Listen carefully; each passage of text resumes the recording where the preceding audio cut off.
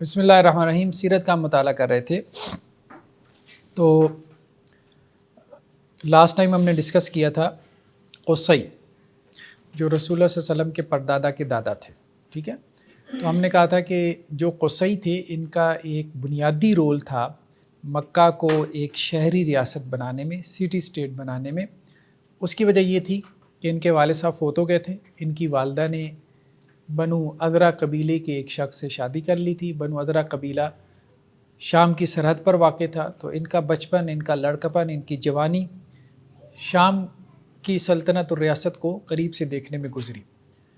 تو وہاں کے ڈپارٹمنٹس کو انہوں نے دیکھا، تو بعد میں ان کو پتہ چلا کہ یہ تو قریشی نوجوان ہیں، تو جس قبیلے میں یہ ہیں تو ان سے کوئی تعلق نہیں۔ تو یہ پھر واپس آئے تھے یہاں مکہ میں، اور مکہ میں جب انہوں نے قریش کی حالت دیکھی کہ وہ بکھرے پڑے ہیں تو انہوں نے ان کو جمع کیا، اور اس وقت جو ہے وہ بنو خدا کے پاس بیت اللہ کی تولیت تھی، جو کہ فارنرز تھے، اور قصی نے وہ بیت اللہ کی تولیت بنو خدا سے واپس لی اور ڈپارٹمنٹس بنائے، اور قریش میں جو ہے وہ مختلف ڈپارٹمنٹس کو کیا کیا، جو بھی ریاست کے ڈپارٹمنٹس ہیں ان کو تقسیم کیا۔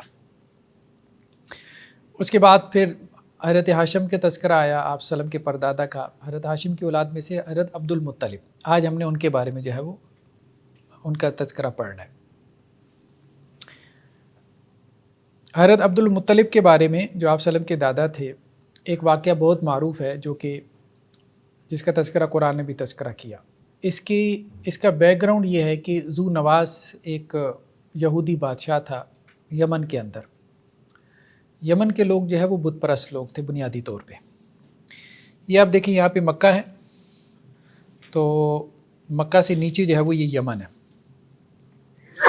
یہ ساتھ ساتھ نیلے رنگ کی بلو کلر میں، یہ ریڈ احمر اس کو کہتے ہیں، ٹھیک ہے۔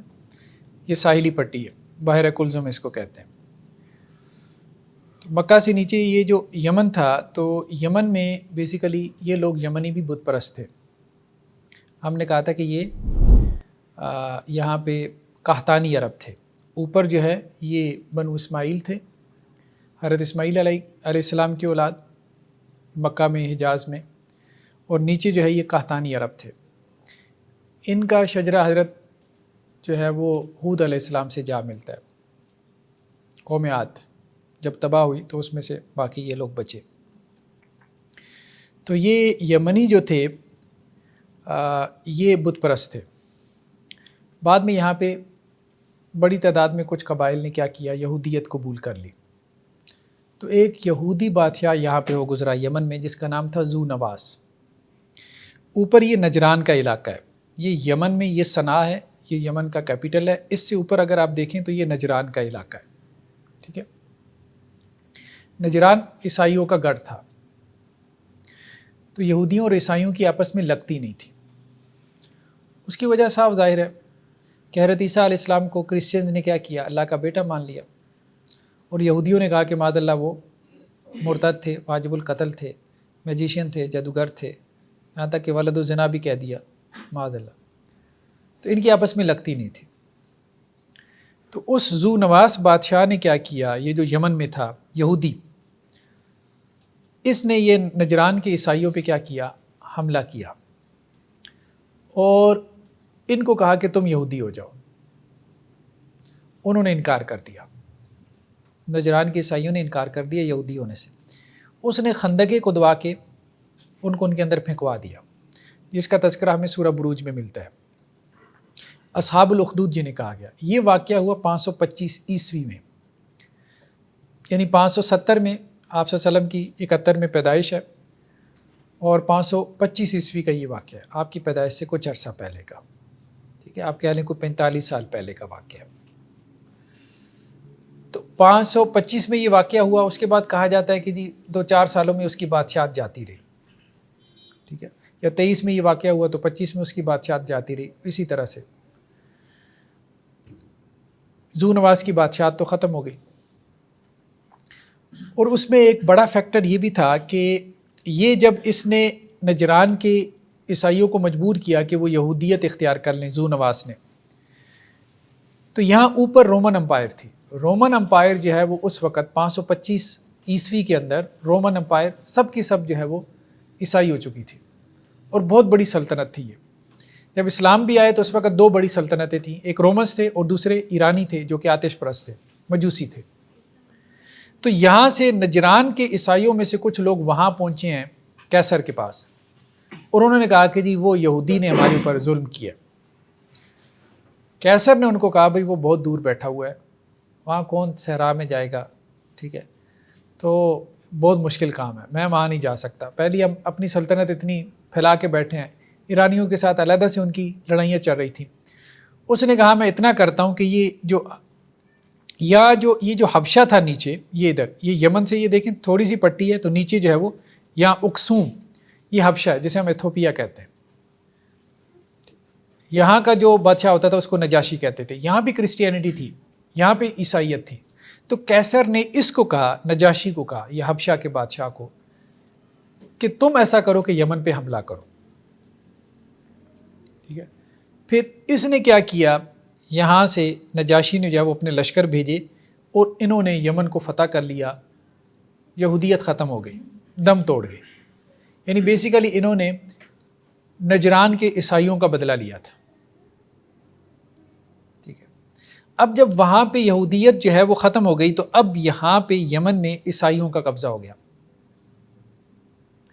تو یہاں پہ مقامی جو گورنر تھا وہ, اس کا نام ابرہہ تھا, وہ لشکر کا سپہ سالار تھا, وہ کوئی حکمران نہیں تھا. ابرہہ حکمران تو ان کا نجاشی ہوتا تھا, یا پیچھے حبشہ سے.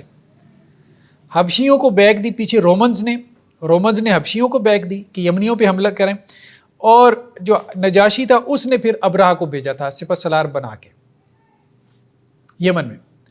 اب ظاہری بات ہے جب جنگ جیتے ہیں تو وہ ابرہہ یہاں کا کیا بن گیا, یمن کا مقامی گورنر بن گیا حبشیوں کی طرف سے. اب جب وہ مقامی گورنر بنا ہے تو اب اس کے اندر بھی عصبیت تھی کرسچینٹی کی. اس نے ایک کلیسا وہاں پہ بنایا.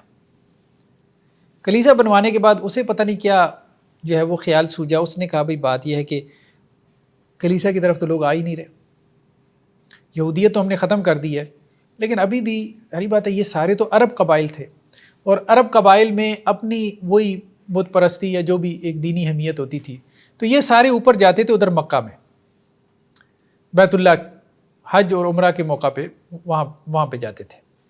تو اب اس کو یہ تھا کہ کلیسا ہم نے بنا دیا لیکن کلیسا کی طرف کوئی رخ نہیں کر رہا.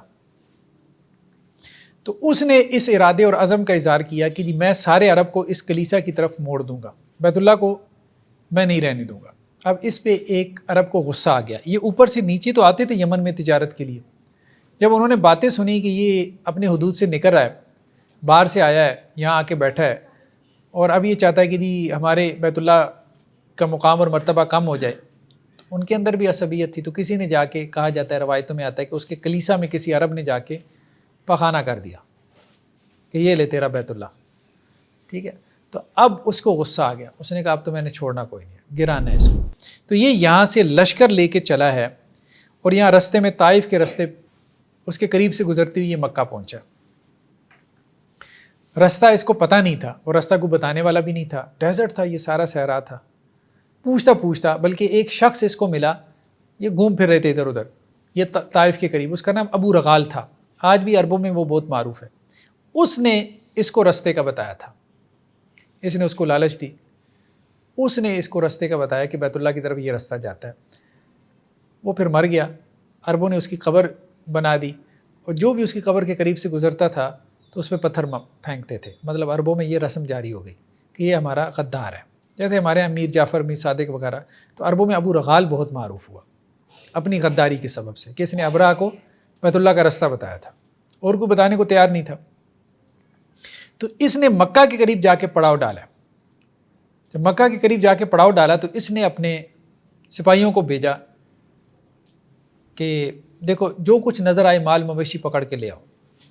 حضرت عبد المطلب کے 200 اونٹ تھے, اس کے سپاہی پکڑ کے لے آئے. حضرت عبد المطلب کو خبر پہنچی تو وہ لنک لڑاتے وہاں پہنچ گیا, ابرہہ کے پاس پہنچ گیا. تو ابرہہ سے ملاقات ہوئی تو حضرت عبد المطلب نے کہا کہ بھائی وہ ہمارے اونٹ چاہیے, مطلب خیریت ہے, کیا مسئلہ ہے, کوئی ہماری لڑائی وڑائی بھی نہیں ہے, تو کیوں آپ کے بندوں نے کیوں پکڑے ہمارے اونٹ. تو اب وہ ابرہ بڑا حیران ہوا، اس نے اس پہ تبصرہ کرتے ہوئے کہا کہ جی دیکھیں مجھے تو یہ تھا کہ جی قریش کا سردار آئے گا، وہ ہمارے ساتھ بیت اللہ کی بات کرے گا، تو آپ کو اپنے خانہ کعبہ کی پرواہ نہیں، آپ کو اپنے اونٹوں کی پڑی ہوئی ہے۔ تو اس پہ انہوں نے وہ جواب دیا تھا جو ہمارے سیرت نگاروں نے نقل کیا کہ بھئی میرے تو اونٹ ہیں، تو میں اونٹوں کا مالک ہوں، تو مجھے اپنے اونٹوں کی فکر ہے، تو جو اس گھر کا مالک ہے تو وہ اس کی فکر کر لے گا۔ تو یہ جواب دیا، بہرحال وہ کرا کے اس نے اونٹ واپس کر دیا۔ بات یہ طے پائی، حضرت عبد المطلب نے کہا کہ بھئی دیکھو بات یہ ہے کہ ہم نے تم سے کوئی لڑائی لڑنی نہیں ہے، سیدھی سی بات ہے، تم جو کرنا چاہتے ہو کرو، خواہ مخواہ دشمنیاں کیوں پال رہے ہو؟ جب ہم تمہارے ساتھ دشمنی نہیں اختیار کر رہے تو تمہیں کیا ضرورت پڑی ہے؟ اس کو یہ بات سمجھ میں آ گئی کہ مجھے کیا ضرورت ہے خواہ مخواہ، اگر تو یہ میرے راستے میں آ ہی نہیں رہے تو مجھے کیا ضرورت ہے کہ ان کو مٹانے کے لیے کھڑا ہو جاؤں، تو میں جس مقصد سے آیا ہوں اپنا کام کروں، چلا جاؤں۔ تو حضرت عبد المطلب نے جا کے قریش کو خبردار کیا اور مطلب کہا کہ مکہ ہم خالی کر دیں، پہاڑوں پہ چلے جائیں۔ تو انہوں نے مکہ جو ہے وہ خالی کر دیا، پہاڑوں پہ چلے گئے۔ تو پھر اس کے بعد وہ واقعہ ہوا جس کی طرف قرآن نے اشارہ کیا کہ الم تر کیف فعل ربک باصحاب الفیل، کیا تم نے دیکھا کہ اللہ تعالیٰ نے ہاتھی والوں کے ساتھ کیا کیا؟ اب یہ ہاتھی بھی کتنے تھے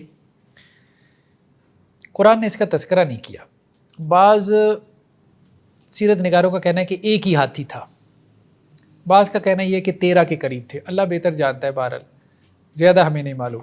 یہ سوال زیادہ تر جو ہے نا اورینٹلسٹ نے پیدا کیا، مستشرقین نے، اعتراض کے لیے کہ جی ڈیزرٹ میں ہاتھی کہاں سے آ گیا، صحرا میں ہاتھی کہاں سے آ گیا، تو اور وہاں تک ہاتھی گیا کیسے ہے؟ مطلب یہ ایک بڑا کوشچن پیدا کر دیا نا، راستے میں پانی ہی نہیں ہے، ہاتھی کو کتنا پانی چاہیے، یہ وہ سارا کچھ۔ اصل بات یہ ہے کہ وہ پیچھے سے حبشہ سے نہیں آئے تھے، افریقہ سے نہیں آئے تھے، یہ افریقہ سے آ کے یمن میں یہاں بیٹھے ہوئے تھے، بالکل مکہ کے پڑوس میں بیٹھے ہوئے تھے یہاں پر، ٹھیک ہے۔ تو یہاں سے پھر آگے وہ مکہ کی طرف گئے۔ اور دوسرا یہ ہے کہ یہ جو سارا رستہ تھا ساحل کے قریب، یہاں وقفے وقفے سے بستیاں آباد تھیں، جیسے ہمارے یہاں جی ٹی روڈ ہے نا، اسی طرح کا یہ رستہ تھا۔ تو ایسا معاملہ نہیں تھا کہ یہ کوئی غیر آباد جگہ تھی، ایسا نہیں تھا، یہ تجارتی روٹ تھا جو نیچے یمن سے اوپر شام تک جاتا تھا۔ تو خیر بہرحال یہ ایک واقعہ ہوا، اور اس واقعے میں اب وہ قرآن کا جو تبصرہ ہے وہ کیا ہے کہ جی چھوٹے چھوٹے پرندے آئے ہیں، اب ان کے سیرت نگاروں نے لکھا ہے کہ چونچوں میں اور ان کے پنجوں کے اندر چھوٹے چھوٹے کنکر تھے جو وہ ساحل سے اٹھا کے لائے تھے اور ان لشکر کے اوپر پھینکے، اور لشکر میں بھگدڑ مچی ہے، اور اس بھگدڑ میں وہ سارے مارے گئے۔ یہ سارا واقعہ جو ہے انہوں نے اپنی آنکھوں سے دیکھا قریش نے۔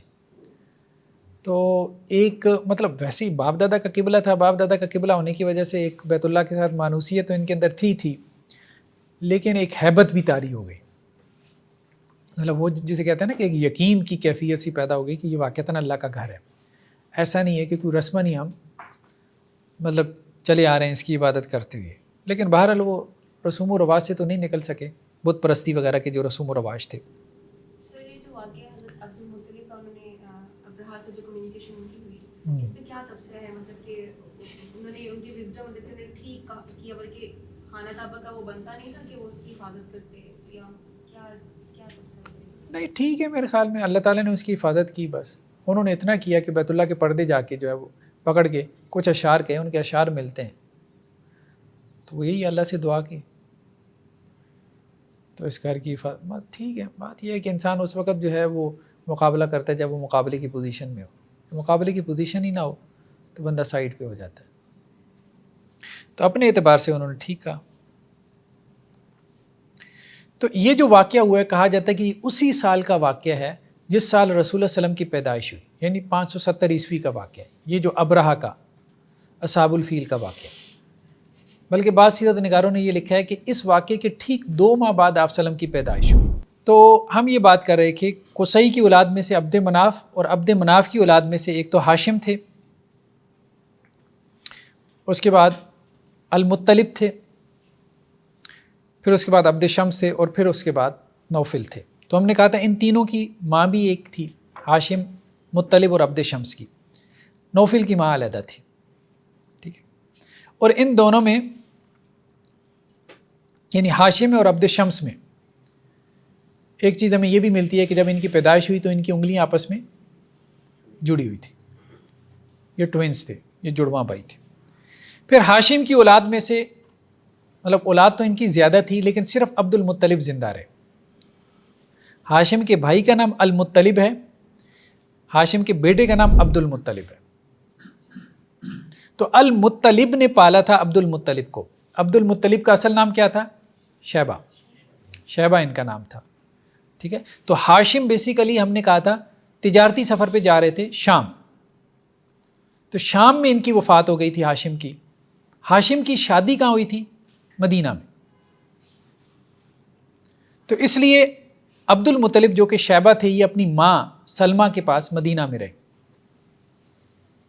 10-12 سال تک، یہاں تک کہ حضرت حسان بن ثابت کے والد ثابت بن منذر وہ مکہ میں آئے اور انہوں نے المطلب سے کہا تھا کہ تمہارا بھتیجا شیبہ، میں نے اس کو مدینہ میں دیکھا ہے، بہت خوب تیر اندازی کر رہا تھا اور اپنے باپ پہ فخر بھی کر رہا تھا، تو انہیں بھتیجے کی محبت جاگی تو یہ لے آئے۔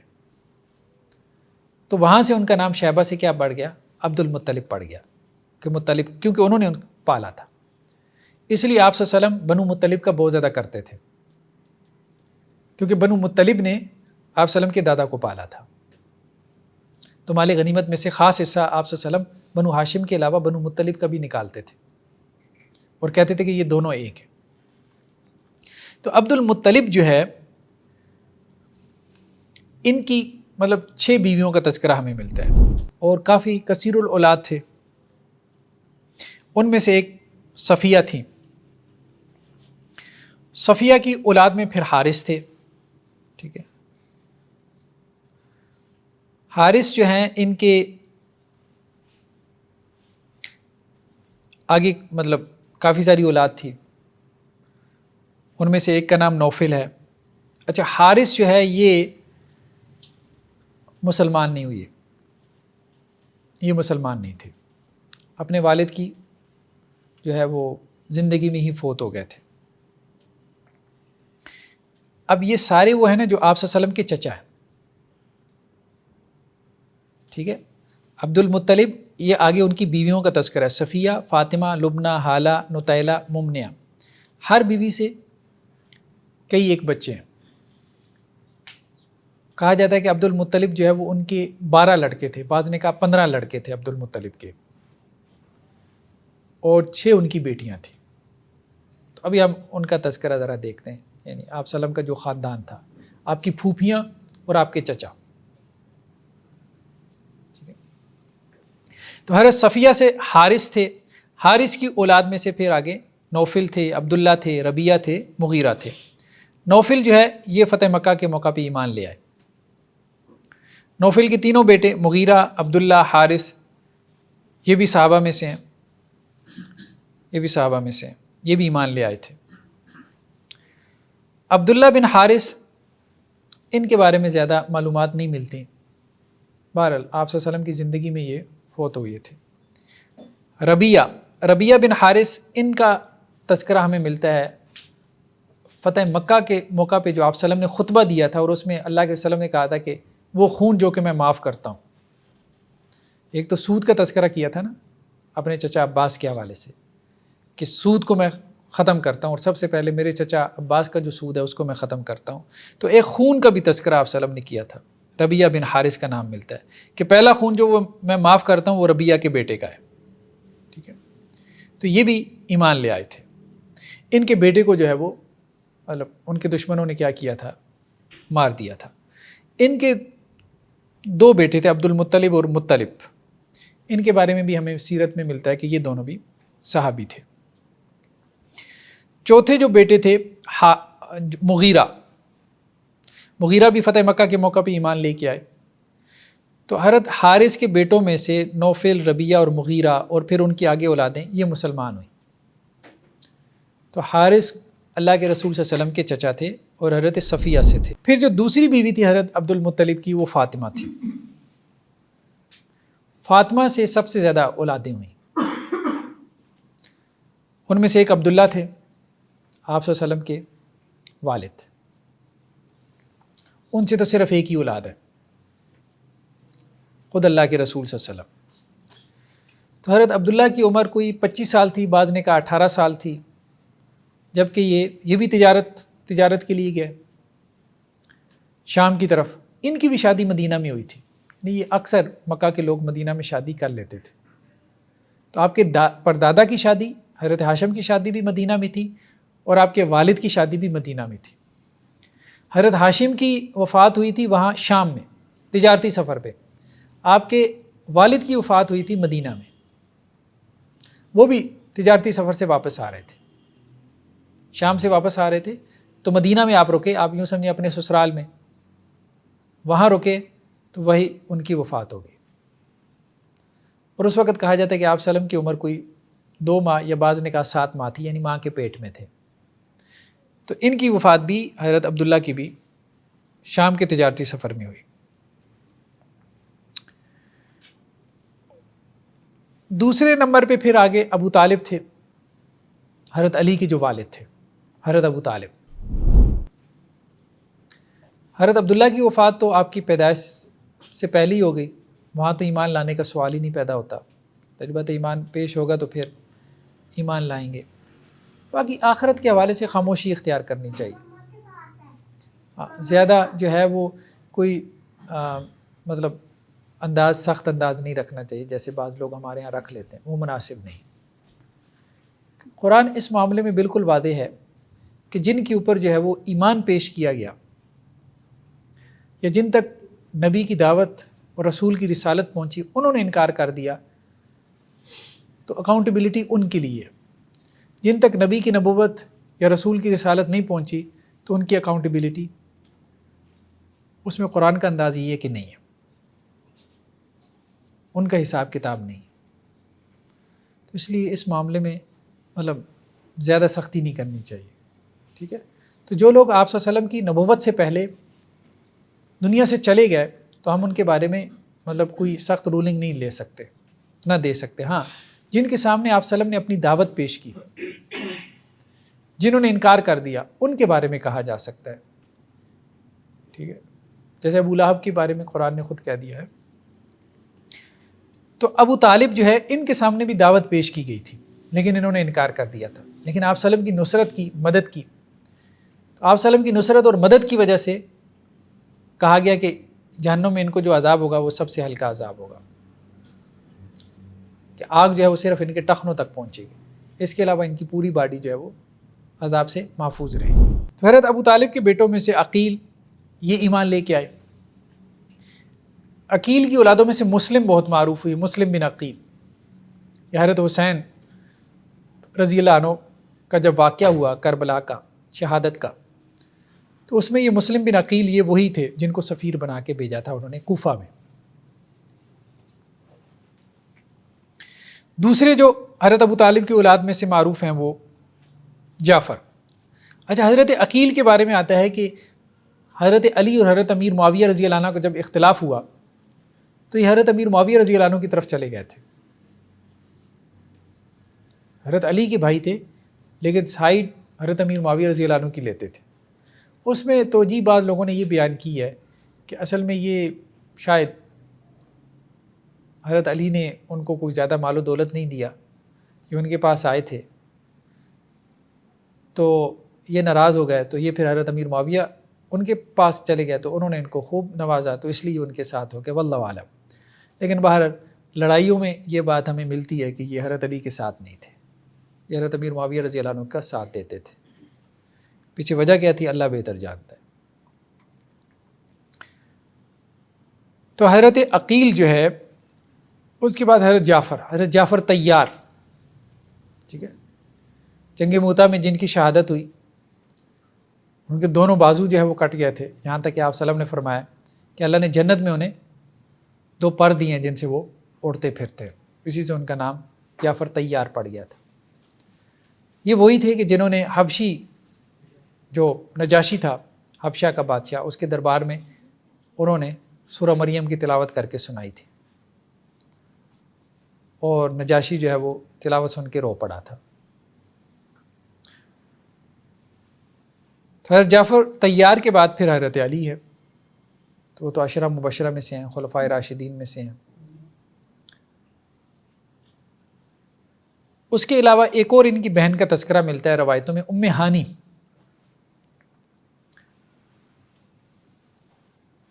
یہ فتح مکہ کے موقع پہ ایمان لے کے آئیں، لیکن ان کے شوہر ایمان نہیں لائے تھے. تو آپ سلم روایتوں میں آتا ہے کہ فتح مکہ کے موقع پہ آپ ان کے گھر بھی گئے، ٹھیک ہے. وہاں جا کے آپ نے چاشت کی جو 8 رکعتیں تھی وہ آپ نے پڑھی.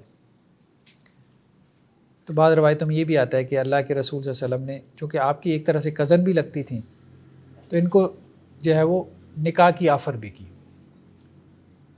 لیکن انہوں نے جو ہے وہ اس کو ریجیکٹ کر دیا.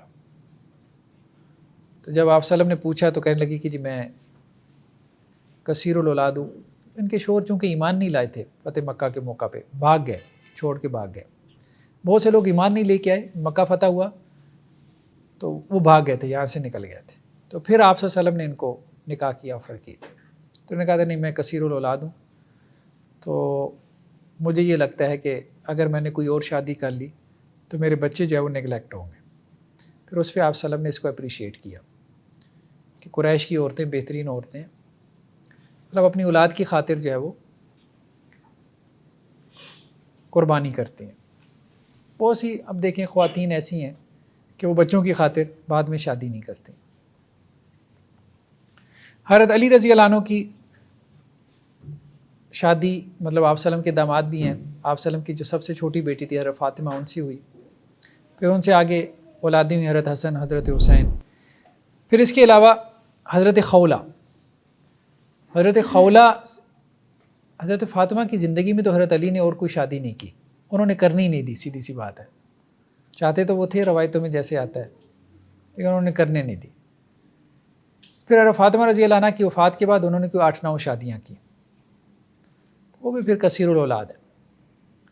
تو حضرت خولہ سے پھر ان کے جو آگے اولاد ہوئی ہے وہ محمد بن حنفیہ، یہ بہت معروف ہوئی ہے.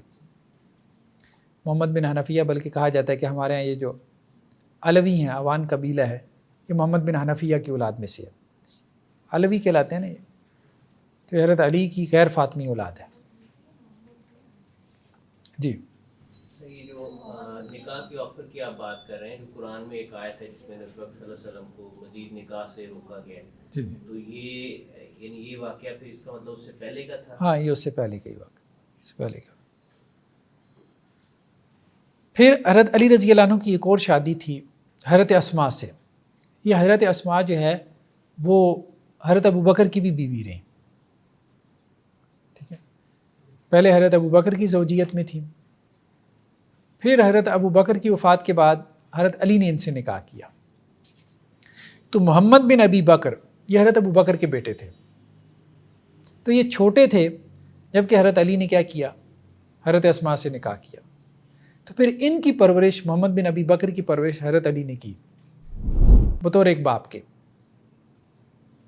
تو اس لیے ہم یہ دیکھتے ہیں کہ یہ مختلف جنگوں کے اندر ایک تو حضرت حسن، مطلب جنگ جمل وغیرہ میں ہم دیکھتے ہیں حضرت حسن رضی اللہ عنہ حضرت علی کے ساتھ ہیں.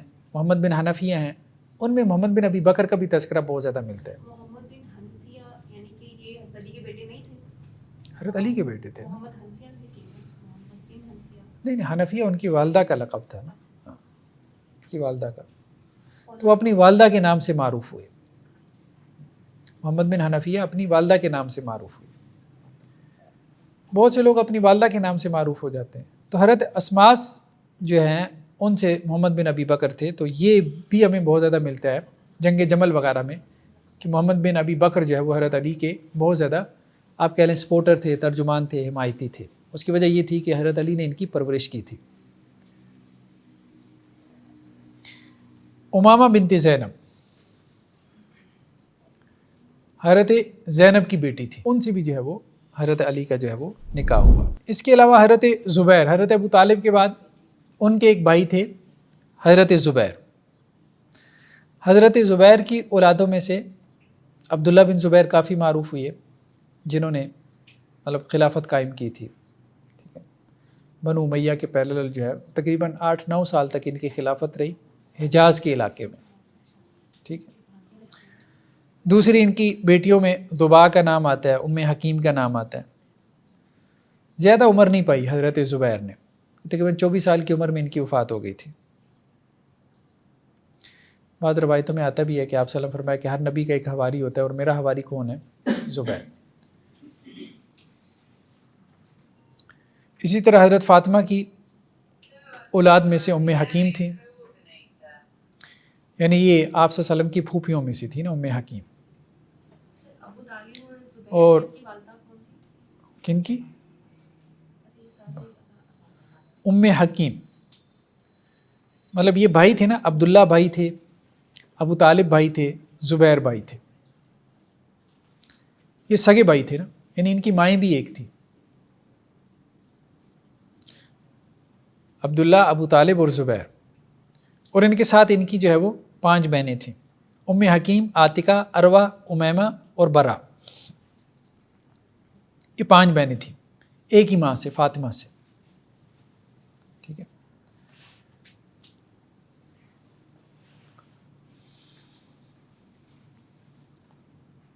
تو ام حکیم کے علاوہ عاتقہ کا تذکرہ ہمیں ملتا ہے، عروہ کے بیٹے ایک طلیب، ان کا ذکر ملتا ہے، امیمہ ان کی بیٹی زینب کا تذکرہ ملتا ہے، برا۔ آپ کی کتنی یہ آپ صلی اللہ علیہ وسلم کی پھوپھیاں ہو گئی نا ایک طرح سے، عبداللہ کی بہنیں ہو گئیں، یہ 5 آپ کی پھوپھیاں ہو گئی۔ یہ ایمان لے کے آئیں کہ نہیں لے کے آئیں، اس کے بارے میں اختلاف ہے۔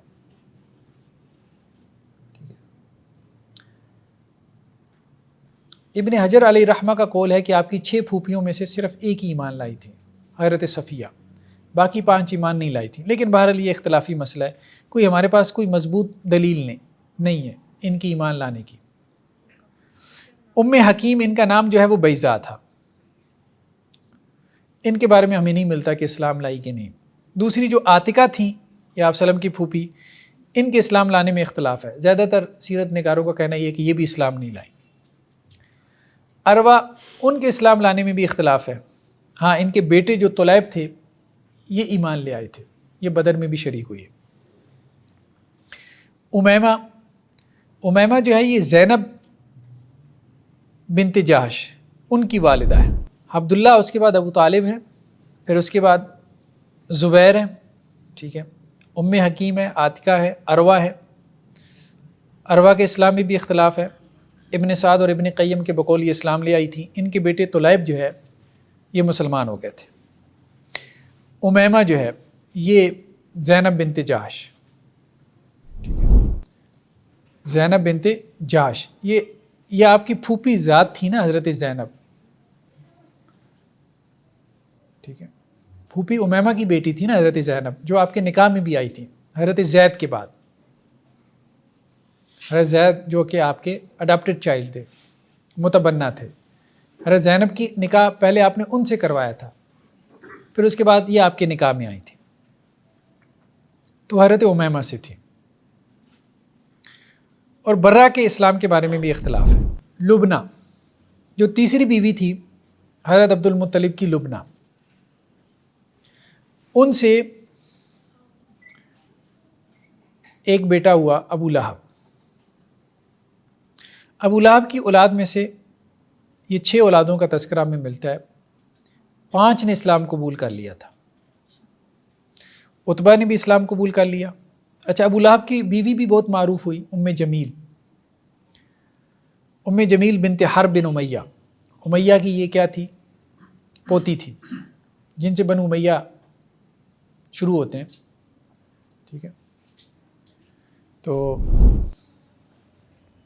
یہ ابو سفیان کی بہن تھی، ام جمیل جو ہے، ابو سفیان بن حرب یہ شجر ہے نا ان کا، تو ابو سفیان کی بہن ام جمیل یہ ابو لہب کے عقد میں تھی۔ تو ابو لہب جو ہے یہ جنگ بدر میں خیر خود تو شریک نہیں ہوا، لیکن یہ ہے کہ اس نے اپنی طرف سے کوئی بندہ بھیج دیا تھا، خود تو ایمان نہیں لے کے آیا، اس کا تذکرہ تو ہمیں قرآن میں بھی ملتا ہے، اور بڑی بری طرح سے اس کی موت ہوئی، کیونکہ آپ صلی اللہ علیہ وسلم کو جس طرح سے اذیت دیتا تھا، ستاتا تھا، خیر،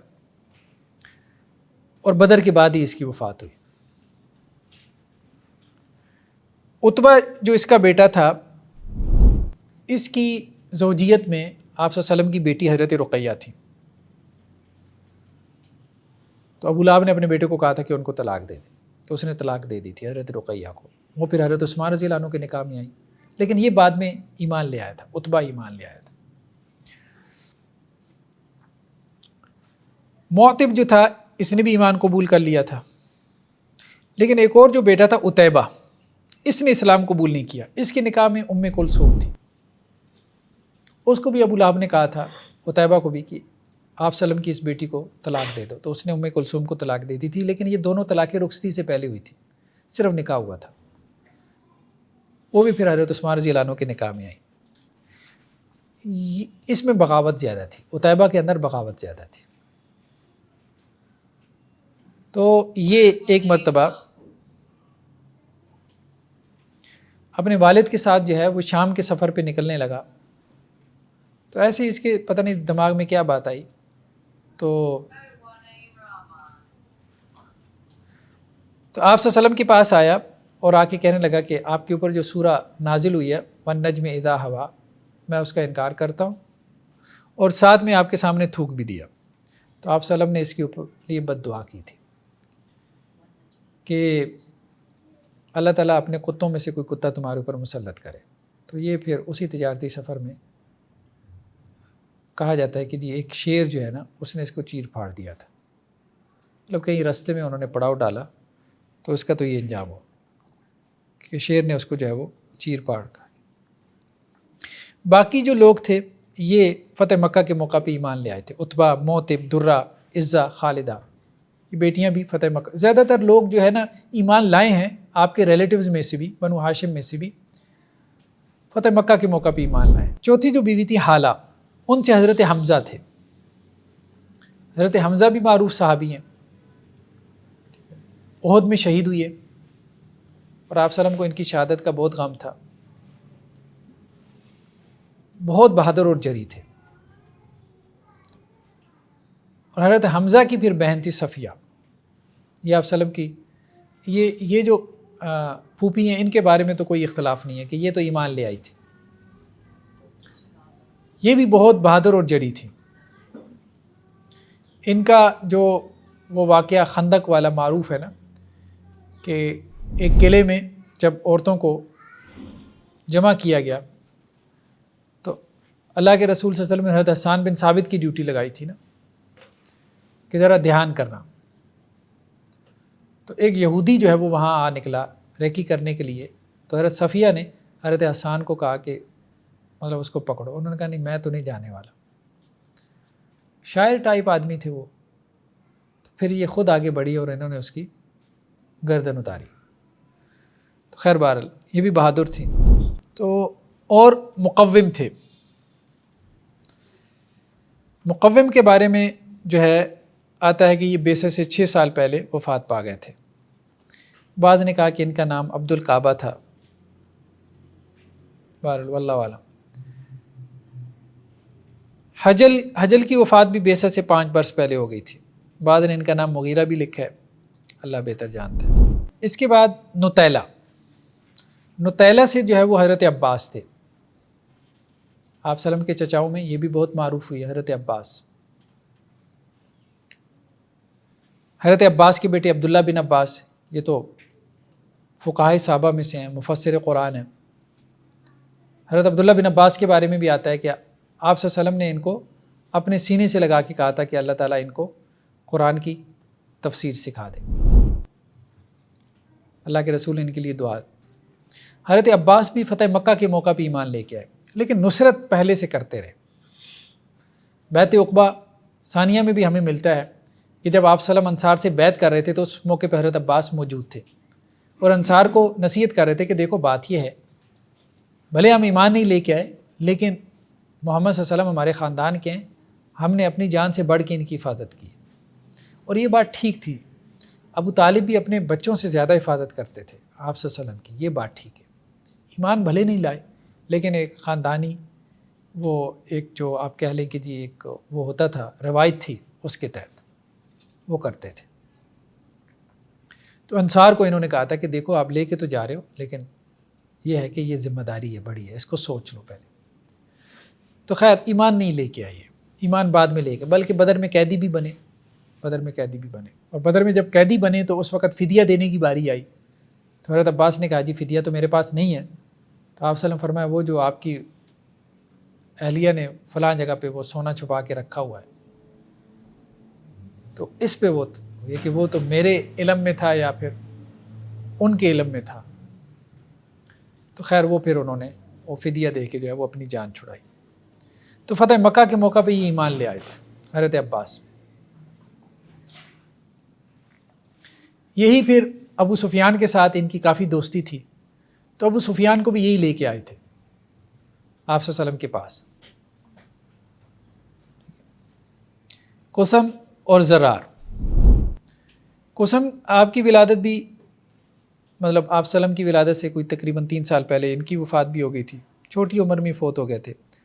زرار کے بارے میں بھی آتا ہے کہ وہ بعثت سے پہلے ہی فوت ہو گئے تھے، یعنی کچھ چچا آپ کے ایسے بھی تھے جو آپ کی بعثت سے پہلے ہی فوت ہو چکے تھے. تو اس لیے وہاں پہ تو کوئی وہ ایمان لانے والا مطلب سین نہیں بنا.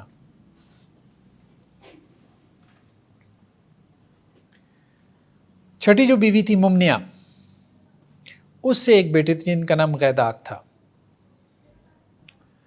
تو کہا جاتا ہے کہ یہ حضرت عبد المطلب کے سب سے بڑے بیٹے تھے. تو آپ صلی اللہ علیہ وسلم کی کوئی تقریباً عمر 13 برس تھی تو اس وقت ان کی وفات ہو گئی تھی، ان چچا کی، یعنی یہ بھی نبوت سے پہلے فوت ہو چکے تھے. تو یہ تقریباً آپ سمجھیں کہ ہمارے سامنے قصی سے یہ شجرہ بنتا ہے کہ اللہ کے رسول صلی اللہ علیہ وسلم کے والد عبداللہ، پھر اس کے بعد جو ہے وہ عبد المطلب، ٹھیک ہے، دادا کا نام عبد المطلب، پھر اس کے بعد جو ہے وہ پردادا ہاشم، پھر اس کے بعد عبد مناف، پھر اس کے بعد قصی، پھر کلاب. تو ہم یہ بات کر رہے تھے کہ اللہ کے رسول صلی اللہ علیہ وسلم کے والد اور آپ کی والدہ آمنہ دونوں کا شجرہ جو ہے وہ کلاب پہ جا کے مل جاتا ہے. محمد بن عبداللہ بن عبد المطلب بن ہاشم بن عبد مناف بن قصی بن کلاب، اور حضرت آمنہ بنت واہب بن عبد مناف بن زہرہ بن کلاب. ٹھیک ہے، تو کلاب پہ جا کے دونوں کو جو ہے وہ شجرہ مل جاتا ہے. چلیں میرے خیال میں کافی ہے، پھر نیکسٹ ٹائم اس کو نا کیسے شروع کرتے ہیں. چلیں جی، سبحانک اللہم و بحمدک نشہد ان لا الہ الا انت.